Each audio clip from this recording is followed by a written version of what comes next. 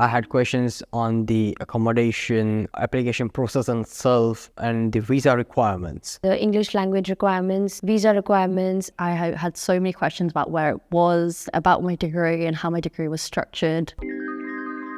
I had an agent who applied on my behalf, and the processes here are fairly straight and simple. The staff is very helpful in terms of applying. I applied through UCAS. I was an international student. I took help of one of the staff members and they helped me apply through that.